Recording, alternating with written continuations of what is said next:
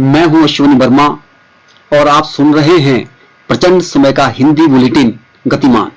आज राजस्थान में पत्रकारिता विश्वविद्यालय के कुलपति श्री ओम थानवी ने प्रियदर्शन की एक कविता अपनी फेसबुक पर साझी की है, जो आज के दौर में प्रासंगिक है। हम मर गए, इसमें भी हमारा कसूर था, मिल ना पाई दवा और ब्लैक में थी हवा। आप बदनाम हो, ये इरादा ना हुजूर था।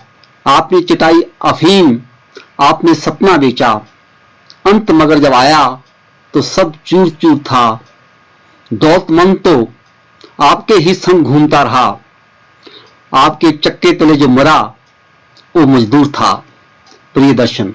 हिमाचल प्रदेश के मुख्यमंत्री श्री जयराम ठाकुर ने होम आइसोलेशन में कोविड रोगियों की मदद के लिए पंचायती राज संस्थाओं को आगे आने के लिए कहा।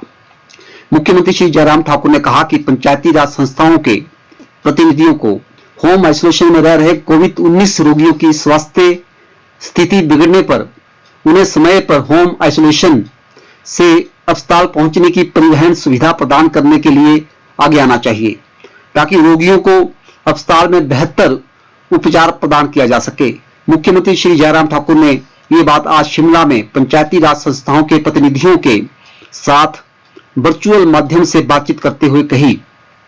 मुख्यमंत्री ने पंचायती राज संस्थाओं के निर्वाचित प्रतिनिधियों से विवाह समारोहों के दौरान निगरानी रखने का आग्रह किया और कहा कि पाया गया है कि कुछ लोग इस संबंध में राज्य सरकार द्वारा जारी मानक संचालन प्रक्रियाओं का उल्लंघन कर रहे हैं। उन्होंने कहा कि निर्वाचित प्रतिनिधि सुनिश्चित करें कि ऐसे समारोहों में केवल 20 लोग ही उपस्थित हों।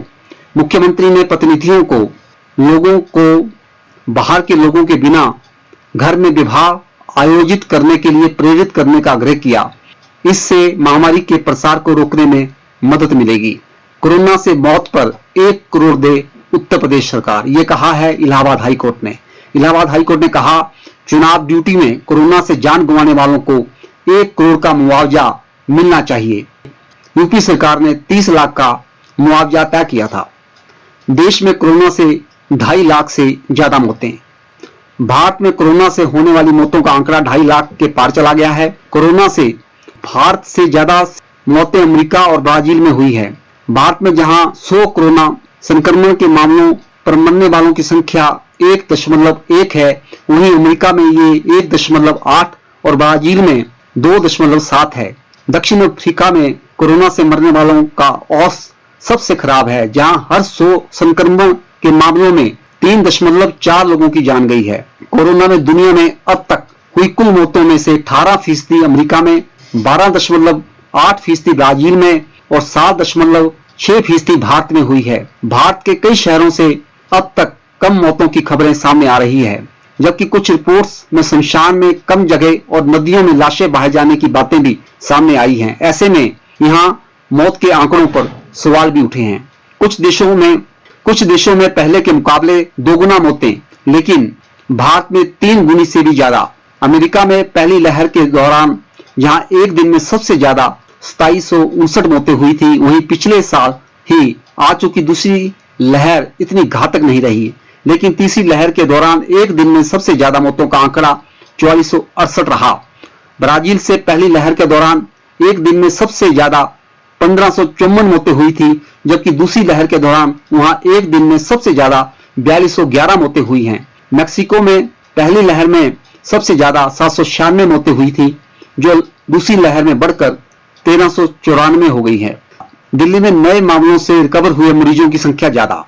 राजधानी दिल्ली के लिए नए मामलों से ज्यादा कोरोना मरीज के ठीक होना शुभ संकेत माना जा रहा है।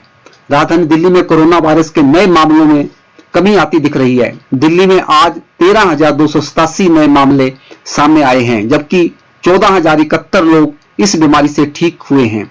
स्वास्थ्य विभाग की जानकारी के अनुसार बुधवार को कोरोना महामारी से 300 लोगों की जान चली गई। राजधानी दिल्ली के लिए नए मामलों से ज्यादा कोरोना मरीज के ठीक होना शुभ माना जा रहा है। प्रियंका गांधी का आरोप, भारत में 30 दिन में टीकाकरण में 82% की गिरावट। कांग्रेस नेता प्रियंका गांधी ने ट्वीट करके कहा है कि केंद्र की भाजपा सरकार ने अप्रैल में टीका उत्सव मनाया, लेकिन वैक्सीन की कोई व्यवस्था नहीं की। और इसके कारण टीकाकरण में गिरावट दर्ज की गई है। उन्होंने ट्वीट किया, भारत सबसे बड़ा वैक्सीन उत्पादक देश है। भाजपा सरकार ने 12 अप्रैल को टीका उत्सव मना दिया, लेकिन वैक्सीन की कोई व्यवस्था नहीं की और इन 30 दिनों में हमारे टीकाकरण में 82% की गिरावट आई। हिमाचल की कुछ सकारात्मक खबरें। शहीद भगत सिंह युवक मंडल धलू जोनल अस्पताल धर्मशाला में दे रहा है अपनी सेवाएं। शहीद भगत सिंह युवक मंडल धलू कोरोना महामारी में जोनल अस्पताल धर्मशाला में दिन की 3 शिफ्टों में अपनी सेवाएं दे रहा है।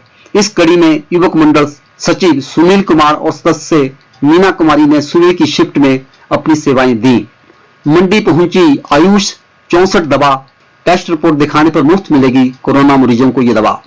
भारत सरकार के आयुष मंत्रालय के अधीनस्थ केंद्रीय आयुर्वेदिक विज्ञान अनुसंधान परिषद CCRAS द्वारा विकसित दवा आयुष 64 मंडी पहुंच गई है।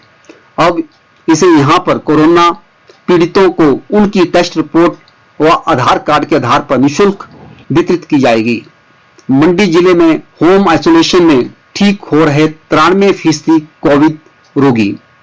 मंडी जिला में 93% से अधिक कोरोना संक्रमित लोग होम आइसोलेशन में ठीक हो रहे हैं। इसकी एक बड़ी वजह यह है कि प्रदेश सरकार ने होम आइसोलेशन में रह रहे लोगों के लिए बेहतर स्वास्थ्य निगरानी की व्यवस्था की है। जिले में स्वास्थ्य महकमे के साथ आयुष विभाग होम आइसोलेशन में रह रहे मरीजों की देखभाल का जिम्मा निभा रहा है। बता दें, मुख्यमंत्री श्री जयराम ठाकुर ने होम आइसोलेशन में रह रहे मरीजों के लिए अच्छी से अच्छी व्यवस्था करने के निर्देश दिए थे। उनके निर्देशों के अनुरूप मरीजों की पूरी देखभाल की जा रही है। अकाल अकादमी अस्पताल में बनाया 60 बेड का डेडिकेटेड कोविड केयर सेंटर और 40 बेड का dedicated Covid health centre. DC Nahan के डीसी के अनुसार जिला सिरमौर के बड़ू साहब स्थित अकाल अकादमी अस्पताल में कोविड पॉजिटिव मरीजों के लिए 100 बेड की व्यवस्था उपलब्ध करवाई गई है, जिसमें 60 बेड का डेडिकेटेड कोविड केयर सेंटर और 40 बेड का डेडिकेटेड कोविड हेल्थ सेंटर है। ये थी हिमाचल की कुछ सकारात्मक खबरें। अब जानते हैं हिमाचल के मौसम के बारे में।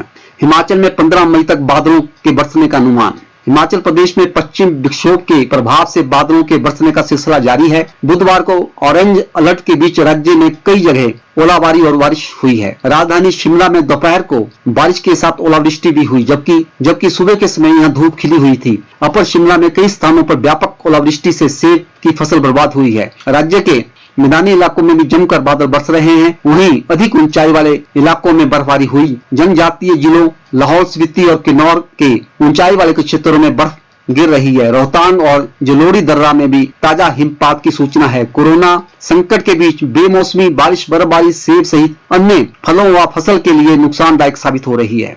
मई के महीने में मौसम के तेवरों से प्रदेश में मौसम ठंडा बना हुआ है। लाहौल स्पीति के केलंग में न्यूनतम तापमान 4.4 और किन्नौर के कल्पा में 7 डिग्री सेल्सियस रिकॉर्ड किया गया। इसके अलावा मनाली में 10.2, कुफरी में 11.9, शिमला में 14.1, सुंदरनगर में 15.2, भुंतर में 12.6, डलहौजी में 13.1, सोलन व धर्मशाला में 14, पालमपुर में 15.5, बिलासपुर में 16.6, हमीरपुर में 17, कांगड़ा में 17.3, नाहन में 18.5 और ऊना में 19.6 डिग्री सेल्सियस रिकॉर्ड किया गया। मौसम विज्ञान केंद्र शिमला ने 14 मई तक प्रदेश में मौसम खराब बना रहने का पूर्वानुमान जताते हुए ऑरेंज व येलो अलर्ट जारी किया है। मैदानी इलाकों में 15 और अन्य भागों में 17 से मौसम के साफ रहने की संभावना है। राज्यपाल बंडारू दत्तात्रेय ने अंतर्राष्ट्रीय नर्स दिवस के अवसर पर आज राजभवन में इंदिरा गांधी चिकित्सा महाविद्यालय एवं अस्पताल शिमला की नर्स पीना शर्मा को नर्सिंग समुदाय की ओर से सम्मानित किया। राज्यपाल की धर्मपत्नी बसंथा बंडारू भी इस अवसर पर उपस्थित थी। मुख्यमंत्री श्री जयराम ठाकुर और विपक्ष के नेता श्री मुकेश अग्निहोत्री ने भी अंतर्राष्ट्रीय नर्स दिवस पर नर्सों को अपनी शुभकामनाएं दी हैं। कांग्रेस अध्यक्ष कुलदीप सिंह राठौर का कहना है कि बिलासपुर एम्स को कोविड केंद्र के तौर पर उपयोग किया जाए। कांग्रेस अध्यक्ष कुलदीप सिंह राठौर ने बिलासपुर में बने नवनिर्मित एम्स को कोविड केंद्र के तौर पर उपयोग करने की आवश्यकता पर बल देते हुए कहा कि इस अस्पताल में एक ओपीडी भवन व 76 डॉक्टरों की सेवाओं का सदुपयोग किया जा सकता है। उन्होंने बिलासपुर जिला अस्पताल व घुमारवीं अस्पताल को कोविड केंद्र बनाए जाने से आम रोगियों को आ रही मुश्किलों पर अपनी चिंता जताते हुए कहा कि सभी लोगों को स्वास्थ्य सेवाएं उपलब्ध होनी चाहिए। आप सुन रहे थे गतिमान और सुनते रहें गतिमान।